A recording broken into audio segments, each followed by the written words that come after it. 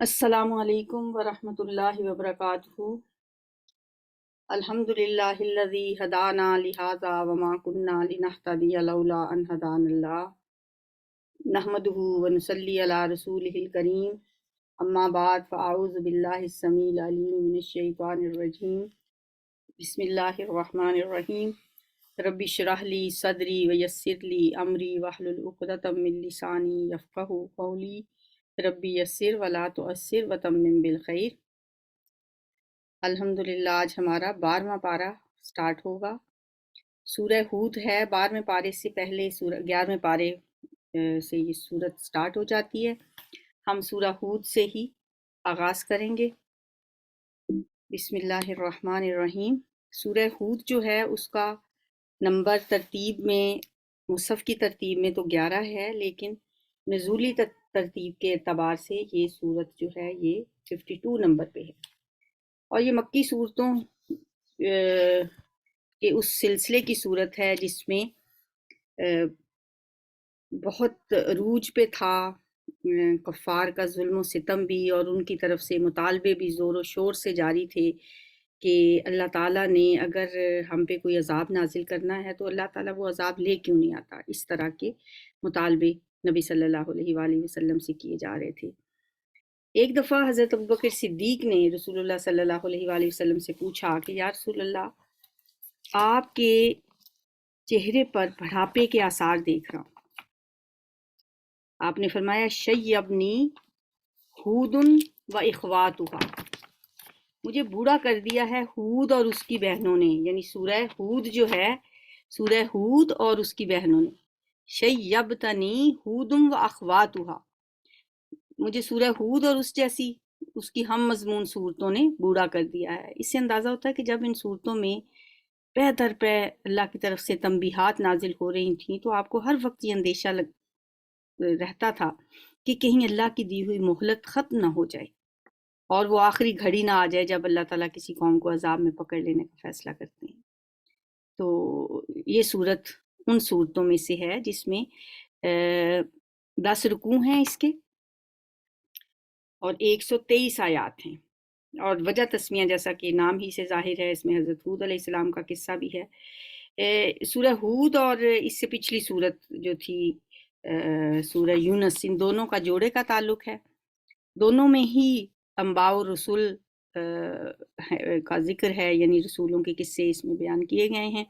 سورہ یونس میں حضرت نوح علیہ السلام کا ذکر جو ہے وہ مختصر تھا، حضرت موسیٰ علیہ السلام کا ذکر تفصیل کے ساتھ تھا۔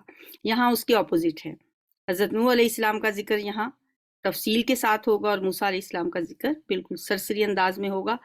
تو سورت کا آغاز کرتے ہیں۔ بسم اللہ الرحمن الرحیم۔ الف لام را، کتاب احکمت آیاتہ ثم فصلت من لدن حکیم خبیر۔ اسے سورہ فصلت شاید اسی صورت کو کہا جاتا ہے، یا وہ ایک اور صورت کا نام ہے، دوسرا نام فصلت۔ بہرحال اس میں بھی لفظ فصلت تو آ رہا ہے۔ اللہ تعبدوا الا اللہ اننی لکم منہ نذیر و بشیر۔ الف لام را، کتاب یہ کتاب ہے جس کی آیتیں پختہ اور مفصل ارشاد ہوئی ہیں۔ فصلت تفصیل کے ساتھ، ایک دانا اور باخبر ہستی کی طرف سے۔ اللہ تعبدوا الا اللہ، یہ کہ نہ تم عبادت کرو مگر اللہ کی، میں اس کی طرف سے تمہیں خبردار کرنے والا ہوں۔ اننی لکم منہ نذیر و بشیر۔ وَانِسْتَغْفِرُوا رَبَّكُمْ ثُمَّ تُوبُوا إِلَيْهِ، اور یہ کہ تم اپنے رب سے معافی مانگو اور اس کی طرف پلٹ آؤ تو وہ ایک مدت خاص تک تم کو اچھا سامان زندگی عطا کرے گا۔ یُمَتِّعْکُم مَتَاعًا حَسَنًا، یعنی زندگی تو اس نے دی ہے، اس زندگی کی مہلت میں تمہیں اچھی زندگی عطا کرے گا۔ تمہیں زندگی کی مہلت جو ملے گی اس میں تمہیں اچھا سامان زندگی عطا کرے گا۔ ٹھہرنے کے لیے جو وقت مقرر ہے اس وقت تک وہ تمہیں بری طرح نہیں بلکہ اچھی طرح رکھے گا. اس کی نعمتیں تم پہ برسیں گی، اس کی برکتوں سے تم سرفراز کیے جاؤ گے، خوشحال ہوگے، فارغ البال رہو گے، زندگی میں امن چین نصیب ہوگا، اور تمہیں پہ ذلت و خواری مسلط نہیں ہوگی بلکہ عزت کے ساتھ جیو گے. اگر تم کیا کرو گے تو انستغفروا ربکم ثم توبوا الیہ، اپنے رب سے معافی مانگا کرو اور اس کی طرف پلٹ آؤ. توبو، توبو کیا ہوتا ہے؟ تابا یتوبو، پلٹنا، لوٹنا. جب ہم توبہ کرتے ہیں نا اللہ کے حضور تو ہم اللہ کی طرف رجوع کرتے ہیں. اللہ بھی پلٹتا ہے بندوں کی طرف. تابا کا لفظ، اللہ جب بندے کی طرف توجہ دیتا ہے نا تو اس کو بھی توبہ کہا جاتا ہے، اور جب بندہ اللہ کی طرف رجوع کرتا ہے وہ بھی توبہ ہوتی ہے. تو توبہ کرتے رہو، استغفار کرتے رہو، اللہ سے معافیاں مانگتے رہو، تو اس کا نتیجہ کیا نکلے گا؟ اللہ تمہیں اس کا صلہ کیا دے گا؟ دیکھو ہم دوسروں سے پوچھتے رہتے ہیں، کوئی وظیفہ بتا دیں، کوئی اچھی خوشحال زندگی کے لیے کوئی وظیفہ بتا دیں. اللہ قرآن پڑھتے جو وظیفے خود بخود سمجھ آتے جاتے ہیں، کسی کو پوچھنے کی ضرورت ہے. اب یہ جو اس سورت ہود کی آیت نمبر 3 ہے، کتنا بڑا وظیفہ اللہ نے خود ہی بتا دیا. کیا کرو؟ وَانِسْتَغْفِرُوا رَبَّكُمْ، استغفار کیا کرو، ثُمَّ تُوبُوا إِلَيْهِ، پھر توبہ کرو. پھر اللہ کیا دے گا جواب میں تمہیں؟ يُمَتِّعْكُمْ مَتَاعًا حَسَنًا إِلَىٰ أَجَلٍ مُّسَمًّى، وہ تمہیں اچھا سامان زندگی دے گا ایک خاص مدت تک. ظاہر ہے زندگی تو ایک خاص مدت تک کی ہے نا. پھر اور کیا دے گا؟ وَيُؤْتِ كُلَّ ذِي فَضْلٍ فَضْلَهُ، اور ہر صاحب فضل کو اس کا فضل عطا کرے گا. انسان اللہ سے اس کا فضل مانگتا ہے نا. میں نے ایک دعا بھی آپ کو سکھائی تھی کہ ایسے ہی دوسروں کی چیزوں کو دیکھ دیکھ کے، دوسروں کو خوشحال دیکھ کے سڑتے کڑتے رہنے کی بجائے کہا کرو اللہم انی اسألک من فضلک العظیم، یا اللہ میں تجھ سے تیرا عظیم فضل طلب کرتا ہوں. اسی نے دیا ہے، اس کو بھی اللہ مجھے بھی دے دے گا. اس سے اس کا فضل مانگا کرے. تو جو توبہ استغفار کرے گا اللہ پھر اسے اس کا فضل عطا کرے گا. وَإِن تَوَلَّوْا فَإِنِّي أَخَافُ عَلَيْكُمْ عَذَابَ يَوْمٍ كَبِيرٍ، اے لوگو اگر تم منہ پھیرتے ہو تو پھر میں تمہارے حق میں ایک بڑے ہولناک دن کے عذاب سے ڈرتا ہوں. تم سب کو اللہ ہی کی طرف پلٹنا ہے، اور وہ سب کچھ کر سکتا ہے، وہ سب کچھ کر سکتا ہے. بس اللہ سے ڈرتے رہنا چاہیے. الا انہم یسنون صدورہم لیستخفوا منہ الا حین یستغشون ثیابہم یعلم ما یسرون وما یعلنون انہ علیم بذات الصدور. دیکھو یہ لوگ اپنے سینوں کو موڑتے ہیں تاکہ اس سے چھپ جائیں. خبردار جب یہ کپڑوں سے اپنے آپ کو ڈھانپتے ہیں، اللہ ان کے چھپے کو بھی جانتا ہے اور کھلے کو بھی. وہ تو ان بھیدوں سے بھی واقف ہے جو سینوں میں ہیں. یہاں پہ 11واں پارہ مکمل ہو جاتا ہے. اب یہ جو بات ہے کہ اپنے آپ کو وہ ڈھانپتے ہیں، کفار مکہ کا یہ حال تھا کہ رسول اللہ صلی اللہ علیہ وسلم کو دیکھ کر آپ کی طرف سے اپنا رخ موڑ لیتے تھے تاکہ ان سے آپ کا آمنا سامنا نہ ہو جائے. ایک تو اس آیت کا سمپل سا مفہوم یہ بھی ہے. بہرحال یہ مشکل ایک مقام ہے قرآن کا، اور یہ آیت جو ہے یہ متشابہات میں سے ہے. اس کے کئی معنی کیے گئے ہیں، مختلف مفسرین نے اس کے مختلف معنی کیے ہیں. حقیقی معنی تو اللہ ہی جانتا ہے. بہرحال اس میں ایک تو یہ مطلب ہو گیا کہ نبی صلی اللہ علیہ وسلم کی دعوت کے جو مخالفین جو ہوتے تھے ان کا رویہ کچھ لوگوں کا ایسا ہوتا تھا کہ وہ آپ کو دیکھتے تو رخ بدل لیتے، کپڑے کی اوٹ میں منہ چھپا لیتے، اور تاکہ آپ انہیں مخاطب کر کے کچھ کوئی باتیں نہ آپ کو بتائیں. یہ لوگ بھی اس کی طرف بھی یہ اشارہ ہو سکتا ہے کہ یہ لوگ حق کا سامنا اور حقیقت کو فیس کرنے سے گھبراتے ہیں. جیسے کہتے ہیں نا کہ شتر مرغ جو ہوتا ہے جب طوفان آتا ہے تو ریت میں وہ سر چھپا لیتا ہے، تو اس سے طوفان کا رخ تو نہیں بدل جاتا. تو اسی طرح یہ لوگ بھی منہ چھپاتے تھے. ایک رائے وہ بھی ہے جو بخاری میں حضرت ابن عباس نے نقل کے حوالے سے نقل کی گئی ہے کہ کچھ اہل ایمان پر حیا کا بہت زیادہ غلبہ ہوتا تھا، جیسے حضرت عثمان بھی انہی لوگوں میں شامل تھے. ऐसे लोग कभी गुस्ल के वक्त भी उरियां होना पसंद नहीं करते थे और ऐसे मौके पर इस अंदाज से झुक जाते थे कि जहां तक मुमकिन हो सतर छुपा रहे। इसी तरह क़ज़ाए हाजत के वक्त भी वो पूरे सतर का एहतमाम करते। तो यहाँ इस हवाले से ये हुक्म हो सकता है कि तुम इस सिलसिले में जो कुछ भी कर लो, अल्लाह की निगाहों से तो नहीं छुप सकते। लिहाजा सतर छुपाने के बारे में भी जो अहकाम हैं उनकी मारूफ तरीके से पैरवी करो। इस तरह के मामलात में ये गुल्फ जो करते हो इसकी ज़रूरत नहीं है। बहरहाल अल्लाह की आयात के मानी वक्त के साथ साथ खुलते रहते हैं। ये जो एक दो मानी मुख्तलिफ मुफस्सरीन ने किए हैं वो मैंने आपको बता दी हैं। वमा मिन दाब्बतिन फिल अर्ज़ि इल्ला अलल्लाहि रिज़्क़ुहा व यअलमु मुस्तक़र्रहा व मुस्तौदअहा। ज़मीन में चलने वाला कोई जानदार ऐसा नहीं जिसका रिस्क अल्लाह के ज़िम्मे ना हो और जिसके मुतल्लिक वो ना जानता हो कि कहाँ वो रहता है और कहाँ वो सौंपा जाता है। सब कुछ एक साफ दफ्तर में दर्ज है। इस आयत पे अगर हमारा यकीन पुख्ता हो जाए ना, तो मेरा ख्याल है कि ये जो दौड़ लगी हुई है ना दुनिया हासिल करने की लोगों की, वो खत्म हो जाए। वमा मिन दाब्बतिन फिल अर्ज़, जमीन में चलने वाला कोई जानदार, इंसान तो इंसान, कोई भी जानदार ऐसा नहीं जिसका रिस्क अल्लाह के जिम्मे ना हो। इंसान मेहनत करे, कोशिश करे, लेकिन मामला अल्लाह पे छोड़ दे कि अल्लाह ने जो रिस्क मेरे मुकद्दर का लिखा है वो मुझे मिलेगा। इसका ये मतलब भी नहीं है कि इंसान मेहनत छोड़ के बैठ जाए। मेहनत करे और फिर अल्लाह के हवाले कर दे। वो जानता है मुस्तकर भी और मुस्तआदा भी, ये दोनों बातें हम पहले पीछे पढ़ चुके हैं। कुल्लुन फी किताबी मुबीन, सब कुछ एक साफ दफ्तर में लिखा हुआ है। और वही है जिसने आसमानों और ज़मीन को 6 दिन में पैदा किया, जब से उससे पहले उसका अर्श पानी पर था। ये बात भी कि अर्श पानी पर था और क्या कैफियत थी उसकी, हम नहीं कह सकते कि उस पानी से क्या मुराद है और किस कैफियत में था। अर्श पर होने का मफहूम भी मुतय्यन करना बहुत मुश्किल है। मुमकिन है कि इसका मफहूम ये हो कि उस वक्त अल्लाह की सल्तनत पानी पर थी। बहरहाल सादा सा मफहूम जो हमें समझ आ रहा है वो तो यही है,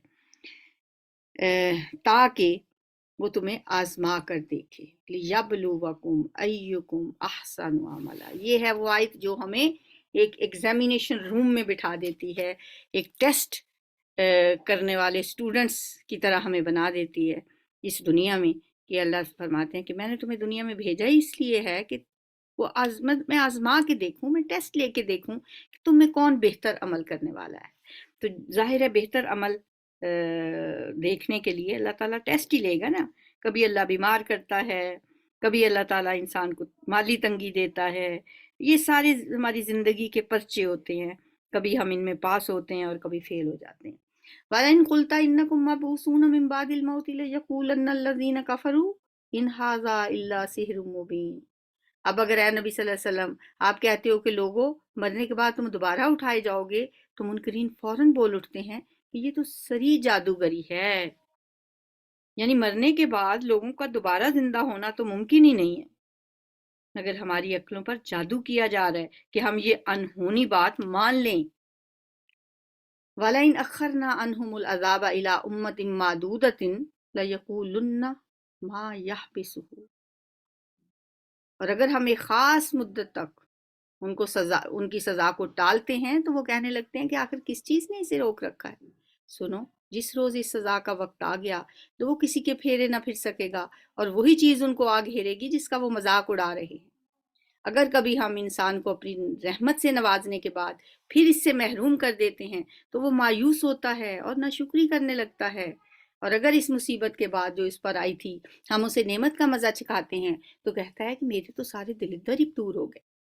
फिर वो फूला नहीं समाता और अकड़ने लगता है। इन्नहु लफरिहुन फखूर, इस सैब से पाक अगर कोई हैं तो बस वो लोग हैं जो सब्र करने वाले हैं और नेकोकार हैं, और वही हैं जिनके लिए दरगुजर भी है और बड़ा अजर भी। उलाइका लहुम मगफिरतुम व अजरुन कबीर। तो है पैगंबर सल्लल्लाहु अलैहि वसल्लम, कहीं ऐसा ना हो कि आप उन चीज़ों में से किसी चीज़ को बयान करने से छोड़ दें जो आपकी तरफ वही की जा रही हैं, और इस बात पर दिल तंग हों कि वो कहेंगे इस शख्स पर कोई खजाना क्यों नहीं उतारा गया, या ये कि इसके साथ कोई फरिश्ता क्यों नहीं आया। आप तो महज खबरदार करने वाले हैं, आगे हर चीज़ का हवालादार अल्लाह है। انما انت نذیر واللہ علی کل شیء وکیل۔ کیا یہ کہتے ہیں کہ پیغمبر صلی اللہ علیہ وآلہ وسلم نے یہ کتاب خود گھڑ لی ہے؟ کہو اچھا یہ بات ہے تو اس جیسی گھڑی ہوئی 10 صورتیں تم بنا لاؤ، اور اللہ کے سوا اور جو تمہارے معبود ہیں ان کو مدد کے لیے بلا سکتے ہو تو بلا لو، اگر تم انہیں معبود سمجھتے ہو، اگر تم انہیں معبود سمجھنے میں سچے ہو۔ یہ چیلنج قرآن میں 4 بار کیا گیا ہے۔ سورہ بقرہ میں بھی کہا گیا فاتو بسورۃ من مثلہ، اس جیسی کوئی ایک صورت بنا لو۔ پھر پیچھے بھی ہم نے پڑھا کہ اس جیسی ایک صورت بنا لو، پھر سورہ یونس میں بھی یہی آیا۔ اب یہاں پہ آیا ہے 10 صورتیں بنا لو۔ سورہ بنی اسرائیل میں تھا اس جیسا قرآن بنا کے لے آؤ۔ تو قرآن بار بار جو چیلنج کرتا رہا، یہ آج تک اس چیلنج کا کوئی جواب کسی سے نہیں بن پڑا۔ فَإِن لَّمْ يَسْتَجِيبُوا لَكُمْ فَاعْلَمُوا أَنَّمَا أُنزِلَ بِعِلْمِ اللَّهِ وَأَن لَّا إِلَٰهَ إِلَّا هُوَ فَهَلْ أَنتُم مُّسْلِمُونَ۔ اب اگر وہ تمہارے معبود تمہاری مدد کو نہیں پہنچتے تو جان لو کہ یہ اللہ کے علم سے نازل ہوئی ہے، یعنی یہ کتاب، اور یہ کہ اللہ کے سوا کوئی حقیقی معبود نہیں، پھر کیا تم اس امر حق کے آگے سر تسلیم خم کرتے ہو؟ فَهَلْ أَنتُم مُّسْلِمُونَ۔ من کان یرید الحیات الدنیا وزینتها نوفی الیہم اعمالہم فیہا وہم فیہا لا یبخسون۔ جو لوگ بس اس دنیا کی زندگی اور اس کی خوشنمائیوں کے طالب ہوتے ہیں، ان کی کارگزاری کا سارا پھل ہم یہیں اس دنیا میں ان کو دے دیتے ہیں، اور اس میں ان کے ساتھ کوئی کمی نہیں کی جاتی۔ اولئک الذین لیس لہم فی الآخرۃ الا النار، مگر آخرت میں ایسے لوگوں کے لیے آگ کے سوا کچھ نہیں ہے۔ وہاں معلوم ہو جائے گا کہ جو کچھ انہوں نے دنیا میں بنایا وہ سب ملیا میٹ ہو گیا، اور اب ان کا سارا کیا دھرا محض باطل ہے۔ اس کا یہ بھی مطلب نہیں ہے کہ دنیا میں اگر اللہ تعالیٰ کسی کو خوشحالی دیتا ہے تو آخرت میں لازماً ان کے لیے آگ ہی ہے۔ اس کا مطلب یہ ہے کہ جو لوگ صرف دنیا ہی چاہتے ہیں، جو آخرت کو فراموش کیے ہوئے ہیں، ان کے اندر اچھے خصوصیات بھی ہوتی ہیں، وہ نیکی کے کام بھی کرتے ہیں، تو پھر اللہ ان کی نیکیوں کا صلہ ان کو دنیا میں دے دیتا ہے، کیونکہ آخرت ان کی طلب ہوتی نہیں، آخرت کی تو وہ فکر کرتے ہی نہیں ہیں۔ وَحَبِطَ مَا صَنَعُوا فِيهَا وَبَاطِلٌ مَا كَانُوا يَعْمَلُونَ۔ انہیں اس وقت پتہ چل جائے گا کہ جو کچھ انہوں نے دنیا میں بنایا وہ سب ملیا میٹ ہو گیا، اور ان کا سارا کیا دھرا محض باطل ہے۔ أَفَمَنْ كَانَ عَلَى بَيِّنَةٍ مِّن رَبِّهِ، پھر بھلا وہ شخص جو اپنے رب کی طرف سے ایک صاف شہادت رکھتا تھا، اس کے بعد ایک گواہ بھی رب کی طرف سے اس شہادت کی تائید میں آ گیا، یعنی یہ قرآن پاک۔ ایک تو یہ کہ اس کو خود اپنے وجود میں اور زمین و آسمان کی ساخت میں اور کائنات کے نظام میں اس امر کی شہادت مل رہی تھی کہ اس دنیا کا خالق مالک کوئی ہے۔ یہ تو تھی نا نشانیاں اس کے جن کو وہ سمجھ رہا تھا۔ افمن کان علی بینۃ من ربی، اپنے رب کی طرف سے ایک کھلی دلیل پر تھا، ایک صاف شہادت رکھتا تھا، یعنی اسے انفس و آفاق میں، نہ انفس اپنے نفس میں بھی، آفاق میں بھی، اور کائنات میں یعنی دنیا میں بھی جو نشانیاں ہیں ان سب کو دیکھ کے اسے یہ گواہی مل رہی تھی کہ اس دنیا کا کوئی حاکم ہے، کوئی فرما روا ہے، جو ہے وہ صرف ایک خدا ہے۔ اور پھر انہی شہادتوں کو دیکھ کر اس کا دل یہ گواہی پہلے سے بھی دے رہا تھا کہ اس کی زندگی کے مطلب اس چیز کی بھی گواہی دے رہا تھا کہ کوئی خالق بھی ہے، اور اس چیز کی بھی کہ اس دنیا کے بعد کوئی اور دنیا، کوئی اور زندگی ضرور قائم ہوگی جس میں انسان اپنے اللہ کو اپنے اعمال کا حساب دے گا۔ تو یہ چیز تو اس سے پہلے سے پتہ تھی۔ پھر قرآن جس نے آ کر اس کی فطری اور عقلی شہادت کی تائید بھی کر دی، اور اسے بتا دیا کہ واقعی حقیقت وہی ہے جس کا نشان وہ اپنے اس کائنات کے آثار میں اس نے پا لیا تھا، یعنی کہ وہ خود بھی علی بینۃ، ایک دلیل پہ تھا اپنے رب کی طرف سے، پھر ایک اسے تائید مل گئی، ایک گواہ آ گیا یعنی قرآن پاک، اور پہلے موسیٰ کی کتاب اور رہنما اور رحمت کے طور پر آئی ہوئی بھی موجود تھی۔ یہ 3 چیزیں اس کے پاس موجود تھیں۔ تو کیا ایسا شخص اولئک یؤمنون بہ، ایسے لوگ اس پر ایمان لائیں گے ہی نا، تو کیا وہ بھی دنیا پرستوں کی طرح ایسا شخص انکار کر سکتا ہے؟ اولئک یؤمنون بہ، یہ اس پہ ضرور ایمان لائیں گے، اور انسانی گروہوں میں سے جو کوئی اس کا انکار کرے تو اس کے لیے جس جگہ کا وعدہ ہے وہ دوزخ ہے، فالنار موعدہ، وہ آگ ہے، وہ دوزخ ہے۔ پس اے پیغمبر صلی اللہ علیہ وسلم، آپ اس چیز کی طرف سے کسی شک میں نہ پڑنا، یہ حق ہے آپ کے رب کی طرف سے، مگر اکثر لوگ لا یؤمنون، وہ مانتے نہیں ہیں۔ اور اس شخص سے بڑھ کر ظالم اور کون ہوگا جو اللہ پر جھوٹ گھڑے۔ اللہ پر جھوٹ گھڑنا کیا ہوتا ہے؟ اللہ کے بارے میں ایسی باتیں کرنا جو اس کو زیب نہیں دیتی، جیسے اللہ کے ساتھ کوئی کسی اور کو معبود بنانا، جیسے اللہ کی اولاد قرار دینا، یہ ہے اللہ پر جھوٹ گھڑنا۔ ایسے لوگ اپنے رب کے حضور پیش ہوں گے اور گواہ شہادت دیں گے کہ یہ ہیں وہ لوگ جنہوں نے اپنے رب پر جھوٹ گھڑا تھا۔ سنو، اللہ کی لعنت ہے ظالموں پر، ایسے ظالموں پر پھر اللہ کی لعنت ہے۔ کون سے ظالم؟ جو اللہ کے راستے سے لوگوں کو روکتے ہیں، اس کے راستے کو ٹیڑھا کرنا چاہتے ہیں۔ الذین یصدون عن سبیل اللہ ویبغونہا عوجا، اور آخرت کا انکار کرتے ہیں۔ وہم بالآخرۃ ہم کافرون، وہ زمین میں اللہ کو بے بس کرنے والے نہ تھے اور نہ اللہ کے مقابلے میں کوئی ان کا حامی تھا۔ انہیں اب دوہرا عذاب دیا جائے گا، وہ نہ کسی کی سن ہی سکتے تھے اور نہ خود ہی انہیں کچھ سوچتا تھا۔ ما کانوا یستطیعون السمع وما کانوا یبصرون، اولئک الذین خسروا انفسهم وضل عنہم ما کانوا یفترون، یہ وہ لوگ ہیں جنہوں نے اپنے آپ کو خود گھاٹے میں ڈالا اور وہ سب کچھ ان سے کھویا گیا جو انہوں نے گھڑ رکھا تھا۔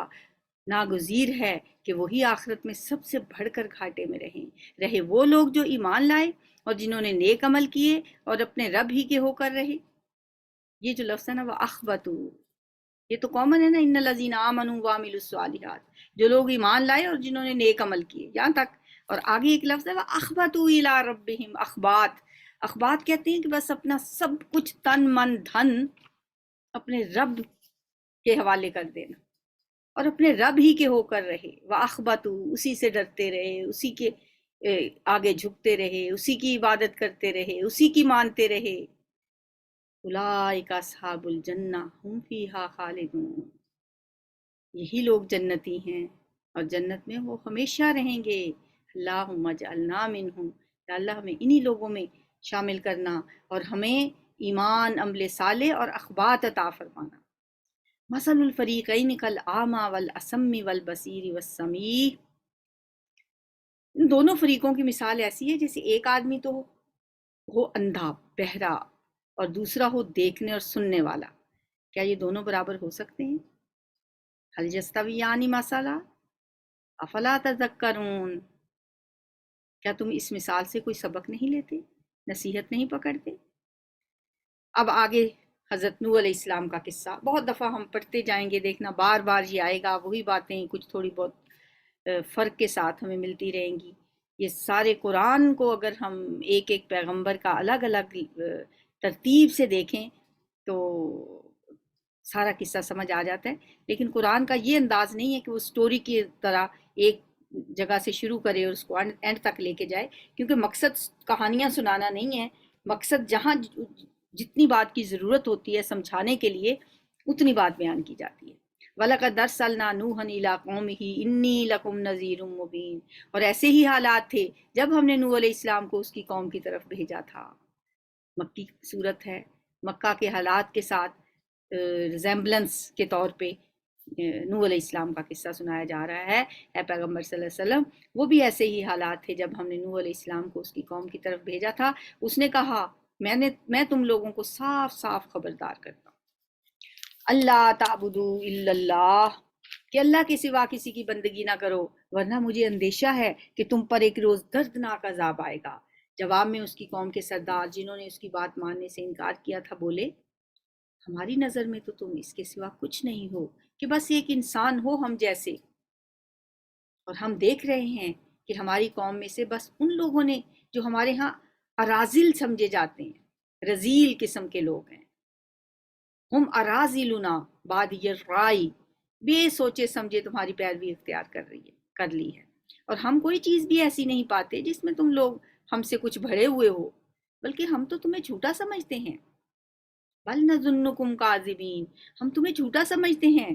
اس نے کہا ہے میری قوم کے لوگوں، ذرا سوچو تو صحیح کہ اگر میں اپنے رب کی طرف سے ایک کھلی شہادت پر قائم تھا، پھر اس نے مجھے اپنی خاص رحمت سے بھی نواز دیا، مگر وہ تم کو نظر نہ آئی، تو آخر ہمارے پاس کیا ذریعہ ہے کہ تم ماننا نہ چاہو اور ہم زبردستی اس کو تمہارے سر پر مسلط کر دیں؟ انلزمکموہا وانتم لہا کارہون، کیسے ہم تمہارے اوپر اس چیز کو مسلط کر دیں جو تم لینا ہی نہیں چاہتے؟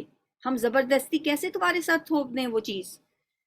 وَيَا قَوْمِ لَا أَسْأَلُكُمْ عَلَيْهِ مَالًا، اے میری قوم کے لوگوں، میں اس کام پر تم سے کوئی مال تو نہیں مانگتا۔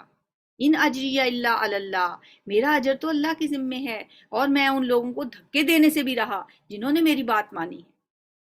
وہ آپ ہی اپنے رب کے حضور جانے والے ہیں، مگر میں دیکھتا ہوں کہ تم لوگ جہالت پر رکھتے، اور اے قوم، اگر میں ان لوگوں کو دھتکار دوں تو خدا کی پکڑ سے کون مجھے بچانے آئے گا؟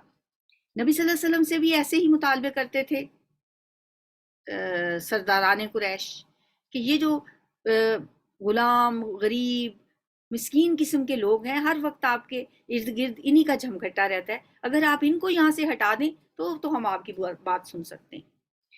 تو نبی صلی اللہ علیہ وسلم کا دل اٹھتا تھا ایسی باتوں سے کہ یہ لوگ جو جنہوں نے میری بات مانی ہے، جو اللہ کو ماننے والے ہیں، ان کو میں کیسے اپنے سے دور کر دوں؟ تو اللہ تعالیٰ حضرت نوح علیہ السلام کا قصہ آپ کو سنا رہے ہیں کہ نوح علیہ السلام سے بھی لوگوں نے یہی بات کی تھی، اور انہوں نے آگے سے یہی کہا تھا، فَيَا قَوْمِ مَنْ يَنْصُرُنِي مِنَ اللَّهِ إِن تَرَكْتُهُمْ أَفَلَا تَذَكَّرُونَ، اگر میں ان لوگوں کو دھتکار دوں تو اللہ کی پکڑ سے مجھے کون بچائے گا؟ تم لوگوں کی سمجھ میں کیا اتنی سی بات بھی نہیں آتی؟ اور میں تم سے نہیں کہتا کہ میرے پاس اللہ کے خزانے ہیں، نہ یہ کہتا ہوں کہ میں غیب کا علم رکھتا ہوں، نہ یہ میرا دعویٰ ہے کہ میں فرشتہ ہوں، اور یہ بھی میں نہیں کہہ سکتا کہ جن لوگوں کو تمہاری آنکھیں حقارت سے دیکھتی ہیں انہیں اللہ نے کوئی بھلائی نہیں دی، ان کے نفس کا حال تو اللہ ہی بہتر جانتا ہے۔ اللہ عالم بما فی انفسہم انی اذا لمن الظالمین، اگر میں ایسا کہوں تو میں ظالم ہوں گا۔ آخرکار ان لوگوں نے کہا کہ اے نوح، تم نے ہم سے جھگڑا کر لیا۔ قالوا یا نوح قد جادلتنا فاکثرت جدالنا، اور بہت کر لیا، اب تو بس وہ عذاب لے آؤ جس کی تم ہمیں دھمکی دیتے ہو اگر سچے ہو تو۔ نوح علیہ السلام نے جواب دیا، وہ تو اللہ ہی لائے گا اگر چاہے گا، اور تم اتنا بل بوتا نہیں رکھتے کہ اسے روک دو۔ اب اگر میں تمہاری کچھ خیر خواہی کرنا بھی چاہوں تو میری خیر خواہی تمہیں کوئی فائدہ نہیں دے سکتی، جبکہ اللہ ہی نے تمہیں بھٹکا دینے کا ارادہ کر لیا۔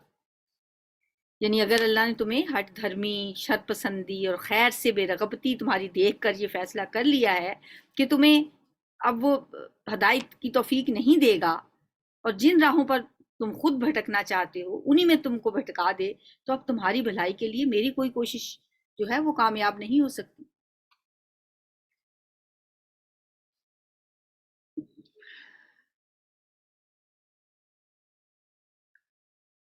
جبکہ اللہ ہی نے تمہیں بھٹکا دینے کا ارادہ کر لیا ہو۔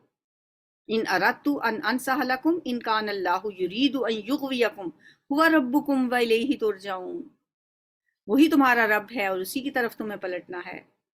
اے نبی صلی اللہ علیہ وآلہ وسلم، کیا یہ لوگ کہتے ہیں کہ اس شخص نے یہ سب کچھ خود گھڑ لیا ہے؟ اب پھر خطاب نبی صلی اللہ علیہ وآلہ وسلم پھر لوٹ کے آپ سے، ام یقولون افطرا، یہ کہتے ہیں کہ یہ قرآن خود گھڑ کے لے آیا ہے؟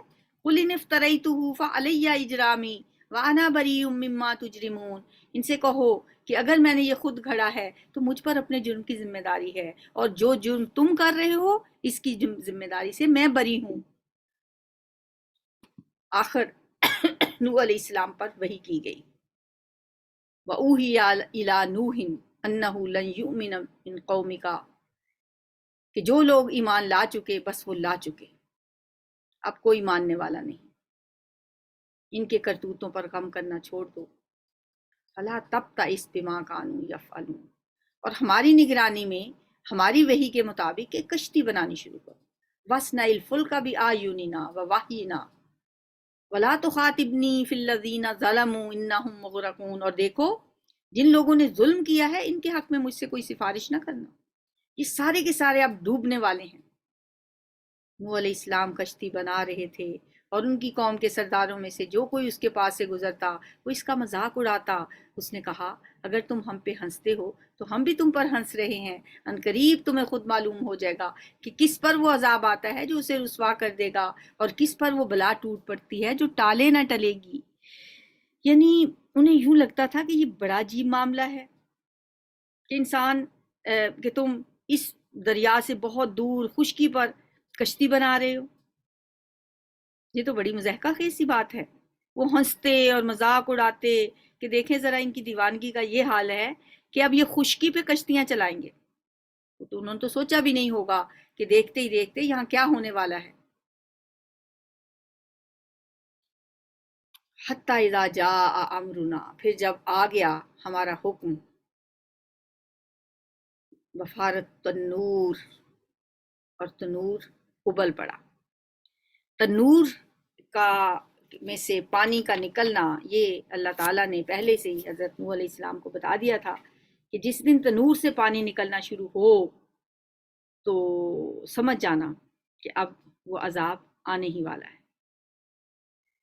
تو مفسرین نے مختلف اس بارے میں آراء دی ہیں کہ تنور ابلنے سے کیا مراد ہے۔ بہرحال جو صحیح بات لگتی ہے وہ یہی ہے کہ طوفان کی ابتدا ایک خاص تنور سے ہوئی جس کے نیچے سے پانی کا چشمہ پھوٹ پڑا، اور پھر ایک طرف آسمان سے بارش شروع ہو گئی اور دوسری طرف زمین میں جگہ جگہ اسی طرح کے چشمے ابل پڑے، اور دیکھتے ہی دیکھتے ہر طرف جل تھل ہو گیا۔ اور اللہ تعالیٰ نے فرمایا، ہم نے کہا قُلْ نَحْمِلْ فِيهَا، ہم نے کہا ہر قسم کے جانوروں کا ایک ایک جوڑا کشتی میں رکھ لو، اپنے گھر والوں کو بھی، سوائے ان لوگوں کے جن کی نشاندہی پہلے کی جا چکی ہے کہ یہ ہدایت نہیں پائیں گے۔ اس میں سوار کرا دو اور ان لوگوں کو بھی بٹھا لو جو ایمان لائے ہیں، اپنے گھر والوں کو بھی اور ہر جانوروں کا ایک ایک جوڑا بھی، اور جو آپ کے ساتھ ایمان لے ہیں۔ 950 سال کی تبلیغ کے نتیجے میں کہا جاتا ہے 40 مرد اور 40 عورتیں ایمان لائے تھے، اور تھوڑے ہی لوگ تھے جو نوح علیہ السلام کے ساتھ ایمان لائے۔ وما آمن معہ الا قلیل، نوح علیہ السلام نے کہا سوار ہو جاؤ فیہا، اس میں، بسم اللہ مجریہا و مرساہا ان ربی لغفور الرحیم۔ یہی دعا ہے جب آپ کشتی پہ بیٹھیں پانی کا سفر کریں تو یہ دعا پڑھی جاتی ہے، بسم اللہ مجریہا۔ قرآن کا صرف یہ ایک مقام ہے جہاں پہ یہ کھڑی زیر جو ہے نا اس کو مجری نہیں پڑھا جاتا، مجرے پڑھا جاتا ہے۔ بسم اللہ مجریہا و مرساہا ان ربی لغفور الرحیم، اللہ کے نام سے اس کا چلنا بھی اور اس کا ٹھہرنا بھی، میرا رب بڑا غفور اور رحیم ہے۔ کشتی ان لوگوں کو لیے چلی جا رہی تھی اور ایک ایک موج پہاڑ کی طرح اٹھ رہی تھی۔ نوح علیہ السلام کا بیٹا دور فاصلے پر تھا۔ نوح علیہ السلام نے پکار کر کہا، بیٹا ہمارے ساتھ سوار ہو جا، کافروں کے ساتھ نہ رہ۔ یا بنی ارکب معنا ولا تکن مع الکافرین، کافروں کے ساتھ نہ رہو۔ بیٹا تھا نا، باپ کا خون جوش مار رہا تھا، بیٹا ہمارے ساتھ آ جا، اس کشتی میں سوار ہو جا۔ اللہ کی حکمتیں دیکھیں۔ اللہ نے فرمایا قَالَ سَآوِي إِلَىٰ جَبَلٍ، اس لڑکے نے کہا، بیٹے نے کہا میں ابھی ایک پہاڑ پر چڑھا جاتا ہوں جو مجھے پانی سے بچا لے گا۔ نوح علیہ السلام نے کہا لا عاصم اليوم من امر اللہ الا من رحم، آج کوئی چیز اللہ کے حکم سے بچانے والی نہیں ہے سوائے اس کے کہ اللہ ہی کسی پر رحم فرمائے۔ باپ بیٹے میں یہ گفتگو جاری تھی، اتنے میں ایک موج دونوں کے درمیان حائل ہو گئی۔ وحال بینہما الموج فکان من المغرقین، اور وہ دیکھتے ہی دیکھتے ڈوبنے والوں میں شامل ہو گیا۔ حکم ہوا اے زمین اپنا سارا پانی نگل جا، اور اے آسمان رک جا۔ چنانچہ پانی زمین میں بیٹھ گیا، فیصلہ چکا دیا گیا، کشتی جودی پہاڑ پر ٹک گئی اور کہہ دیا گیا کہ دوری ہوئی ظالموں کی قوم کے لیے۔ وقضی الامر واستوت علی الجودی وقیل بعدا للقوم الظالمین۔ جودی پہاڑ کردستان کے علاقے میں ہے اور آج بھی جودی کے نام سے ہی یہ مشہور ہے۔ وَنَادَى نُوحٌ رَبَّهُ، نوح نے اپنے رب کو پکارا، کہا اے میرے رب، میرا بیٹا تو میرے گھر والوں میں سے ہے اور تیرا وعدہ سچا ہے، تو سب حاکموں سے بڑا اور بہتر حاکم ہے۔ بیٹے کی محبت نے جوش مارا، اپنے رب کو پکارا، جواب میں ارشاد ہوا، اے نوح وہ تیرے گھر والوں میں سے نہیں ہے، وہ تو ایک بگڑا ہوا کام ہے، وہ تو ایک غیر صالح عمل ہے۔ یہ ایسے ہی ہے جیسے کوئی شخص ہو اور اس کے جسم کا کوئی عضو سڑ گیا ہو اور ڈاکٹر نے اسے کاٹنے کا فیصلہ کیا ہو۔ اب وہ مریض ڈاکٹر سے کہتا ہے کہ یہ تو میرے جسم کا ایک حصہ ہے، اسے کیوں کاٹتے ہو؟ ڈاکٹر کہتا ہے کہ یہ تمہارے جسم کا حصہ نہیں ہے، کیونکہ یہ سڑ چکا ہے۔ بس ایک صالح باپ سے اس کے بیٹے کے بارے میں جو نالائق بیٹا ہے یہ کہنا کہ یہ بگڑا ہوا کام ہے، اس کا مطلب یہی ہے کہ تم نے اسے پرورش کرنے میں جو محنت کی تھی وہ ضائع ہو گئی اور یہ کام بگڑ چکا ہے۔ لہٰذا تو اس بات کی مجھ سے درخواست نہ کر جس کی حقیقت تو نہیں جانتا۔ میں تجھے نصیحت کرتا ہوں کہ اپنے آپ کو جاہلوں کی طرح نہ بنا لے۔ یہ بات اللہ تعالیٰ نے حضرت نوح علیہ السلام سے کہی۔ نوح علیہ السلام نے فوراً عرض کیا، اے میرے رب میں تیری پناہ مانگتا ہوں اس سے کہ وہ چیز تجھ سے مانگوں جس کا مجھے علم نہیں ہے۔ ربی انی اعوذ بک ان اسألک ما لیس لی بہ علم وإلا تغفر لی وترحمنی اکن من الخاسرین۔ اگر تو نے مجھے معاف نہ کیا اور رحم نہ فرمایا تو میں برباد ہو جاؤں گا۔ نوح علیہ السلام اللہ کے فوراً اللہ کی طرف رجوع کیا، اللہ سے معافی مانگی، استغفار کیا کہ یا اللہ مجھ سے غلطی ہو گئی، میں نے اپنے بیٹے کے بارے میں یہ بات کی۔ حکم ہوا، اے نوح اتر جا، ہماری طرف سے سلامتی اور برکتیں ہیں تجھ پر اور ان گروہوں پر جو تیرے ساتھ ہیں، اور کچھ گروہ ایسے بھی ہیں جن کو ہم کچھ مدت سامان زندگی بخشیں گے، پھر انہیں ہماری طرف سے دردناک عذاب پہنچے گا۔ تِلْکَ مِنْ انباءِ الغیب نوحیہا الیک، کہ نبی صلی اللہ علیہ وسلم یہ غیب کی خبریں ہیں جو ہم آپ کی طرف وحی کر رہے ہیں، اس سے پہلے نہ تو آپ ان کو جانتے تھے اور نہ ہی آپ کی قوم۔ فَاصْبِرْ إِنَّ الْعَاقِبَةَ لِلْمُتَّقِينَ، پس آپ صبر کریں اور انجام کار متقیوں ہی کے حق میں ہے۔ یہ سارے واقعات سنا کے آخر میں نبی صلی اللہ علیہ وسلم سے یہی فرمایا جا رہا ہے کہ یہ غیب کی خبریں ہیں جو آپ کو پہلے نہیں معلوم تھیں، آپ نہیں جانتے تھے ان کو، نہ آپ کی قوم کے لوگ جانتے تھے۔ اب آپ کا کیا کام ہے؟ بس صبر کریں، انتظار کریں، اچھا انجام ہوگا متقی لوگوں کے لیے۔ یا ربی لک الحمد کما ینبغی لجلال وجہک وعظیم سلطانک، اللہم ارنا الحق حقا وارزقنا اتباعہ وارنا الباطل باطلا وارزقنا اجتنابہ، سبحانک اللہم وبحمدک نشہد ان لا الہ الا انت نستغفرک ونتوب الیک۔ السلام علیکم ورحمۃ اللہ۔